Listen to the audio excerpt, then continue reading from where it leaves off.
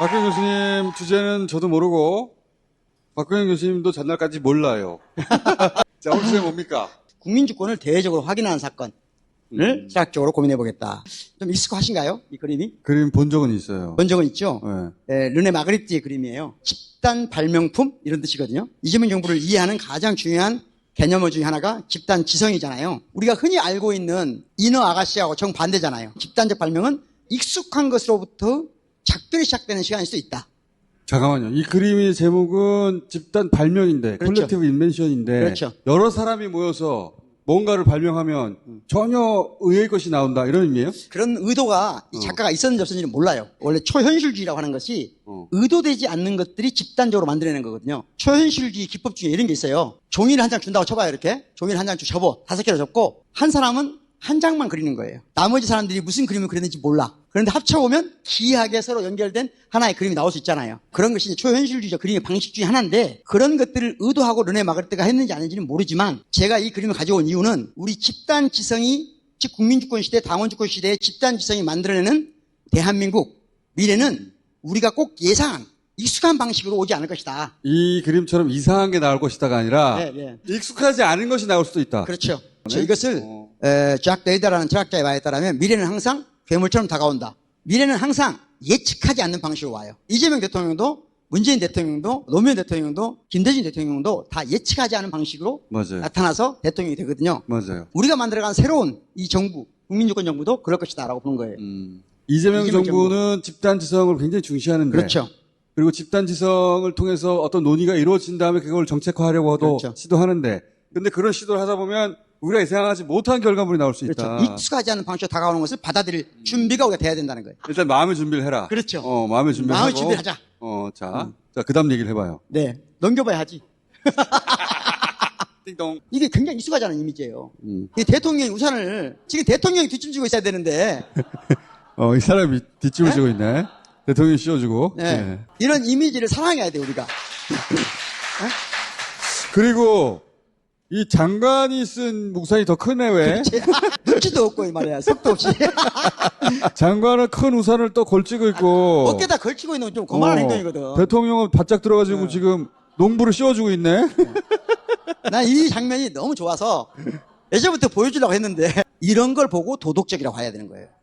다른 게 도덕이 아니고. 더 이상 전통적인 의미에서 권위나 그것에 기초한 도덕을 주장할 때가 지났다. 이재명의 특성을 가장 잘 보여주는 사진이라고 봐요. 오케이. 그러니까 익숙하지 않다는 것은 네. 이런 것도 포함하는 거네. 그렇죠. 좋은 것도 있고 나쁜 것도 있을 수 있다. 오케이. 네. 이재명의 이 80주년 광복절 정추사를 보면 대통령의 다원적 정의를 기반으로 해서 살리는 생명정치를 한다. 명비어천가. 그렇죠. 80주년 광복절 경찰 듣다가 떠올랐어, 이거에. 네, 그렇죠. 내가 오케이. 어준 씨의 방송만큼 많이 보는 게 요즘에 KTV입니다. 내가 해석해줘야지. 네, 사람들 해석이 안 해주니까. 오케이. 평생 이런 걸 보고 살 줄 몰랐습니다. 이재명 대통령은 끝없이 하는 말이 있어요. 결국은 정치는 누군가를 살리는 것이야. 공장에서 죽어가는 사람들을 어떻게 살릴 것인가. 이 문제로 남북 문제도 바라보시는 거예요. 지난 3년 동안 죽이는 정치를 해온 사람이 있어. 2022년부터 24년까지 광복절 할 때마다 자유를 마지막으로는 50분이나 했어요. 우리가 북한에게 가서 뭘 해야 돼? 자유를 줘야 된다. 지금 생각해보니까 흡수 통일을 원하는 게 아니고 영구집권의 욕망이었다. 북한이 지난 3년 동안 전쟁을 두려워온 거예요. 그렇지. 그리고 도로를 끊어버리지. 더 이상 통일은 없고 북한은 더 이상 너희하고는 통일하지 않는다. 남남이다. 외교 관계다. 예. 그렇게 선언을 했어요. 윤석열이 그렇게 만들었지. 어준 씨하고 제가 대통령이 미국 가니까 유럽은 어떻게 바라보는가 궁금하잖아요. 유럽에서도 공부하셨으니까 내가. 네, 이 사람들은 뭐라 보지? 독일 문건인데 난길 속에 안정화가 막 시작된 그런 시점으로 대통령 이재명의 선출을 보더라고요. 유럽에서는 뭐라고 하냐? 진보 대통령이에요. 제가 리버럴이라고 써있잖아요. 레프트 리버럴. 재밌는 게 뭐냐면 유럽에도 새로운 가능성이 열린다는 얘기를 계속해요. 우리나라 대통령의 태도가, 정치가 유럽 사람들이 주목해야 되는 정치가 됐구나. 변수가 된다는 게 중요한 거예요. 그렇지. 내가 윤석열 들었을 때 그 얘기 했잖아요. 그렇죠. 우리나라가 더 이상 변수가 안 되게 됐다. 유럽에서 한국 정치에 관심 있는 사람들 중에 제일 먼저 했던 이야기가 한국은 더 이상 변수가 아닌 나라가 됐다라고 했었어요. 윤석열은 미국이 하라는 대로 다 할 거 아니냐. 그렇죠. 그러면 우리가 한국을 쳐다보면 한국하고 얘기할 필요가 없지. 미국하고 얘기하면 되지. 그렇지. 그래서 한국은 더 이상 변수가 아닌 나라가 됐다. 다시 한국이 변수가 되는 나라가 된 거예요. 새로운 문이 열릴 수 있다. 나오자. 유럽을 위해서 마지막 영어 보이시죠? 오픈 뉴 도어스. 그렇지. for Europe. 너무 기분이 좋은 거야, 이 글귀가. 90년대 배낭여행 다니면서 쭉 느낀 건데 한국이 엄청 많이 변했어요. 근데 그 변화의 속도를 우리가 따라잡지를 못해요, 사실은. 의식이 못 따라가죠. 배낭여행 처음 다녔을 때 우리나라는 변방에 이름 없는 국가가 많았어요. 한국을 몰라. 근데 이제 한 10년 전부터 시작해서 한 5년 사이 변했는데 유럽 사람 머릿속에 한국이 각인됐어요. 소프트 파워로. 근데 한국 사람은 스스로에 대한 변방의식을 아직도 갖고 있어요. 이게 업데이트가 안 돼가지고. 여전히. 오픈 유도. 그래서 한국 정도 되는 문화 수준이나 경제력이나 과학 발전 정도나 소프트 파워로 볼 때 자기들이 보기에는 파트너로 삼거나 변수가 되는 나라가 된 거예요. 그렇죠. 그걸 우리가 모르는 거예요. 그것을 윤석열이 망가뜨렸죠. 윤석열이 지체시켰지 또. 그걸 복원을 유럽이 기다리고 있다. 맞아요. 그런 말입니다. 그래서 더 가봐요. 또 있어요?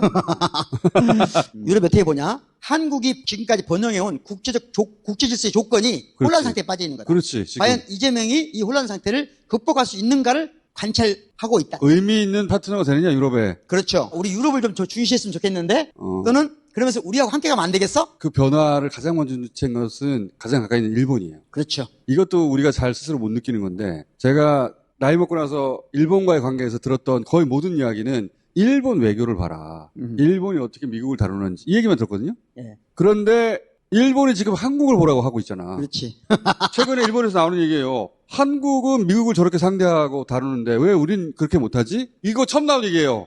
그리고 이시바가 그래서 이재명 대통령이 어떻게 하는지 보고 자기도 그런 결정을 한다든가 한국도 그렇죠. 그렇게 결정했다라고 말한다든가 엄청난 변화거든. 근데 우리가 모르는 거야, 그거를.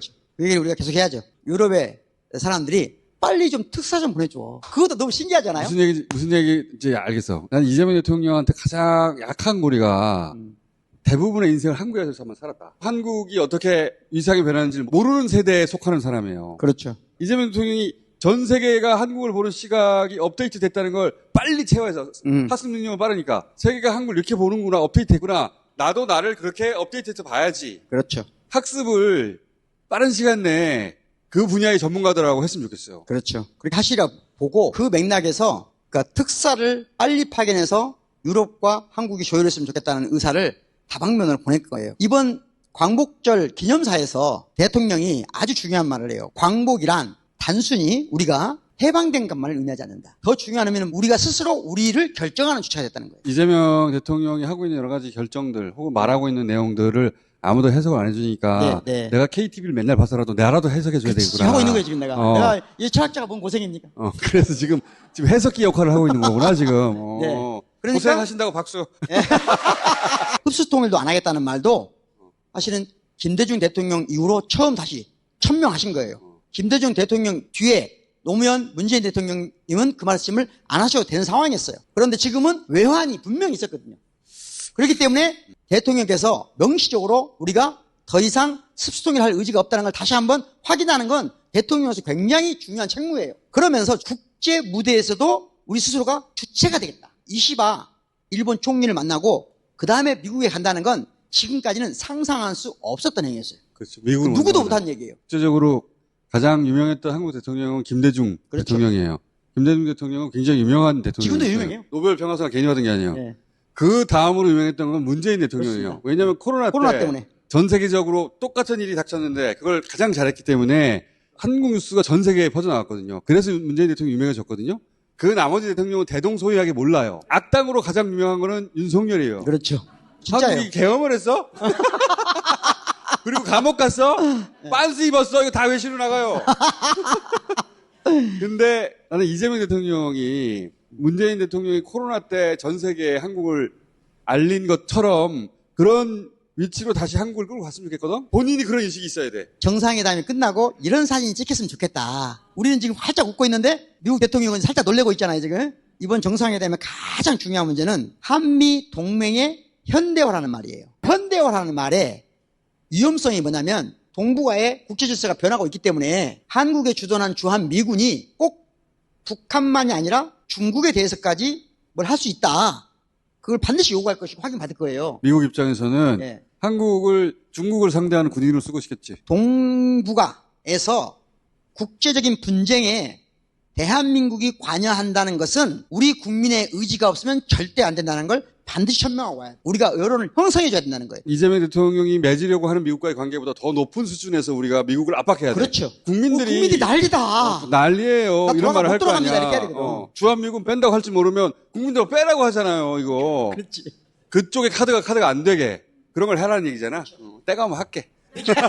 이 지지율이 뭐 올라갔네 내려갔네 막 이런 얘기도 있고 온갖 얘기도 있잖아요. 걱정을 하지 마세요. 4년 10개월이나 남았어. 까마득해. 걱정 끝!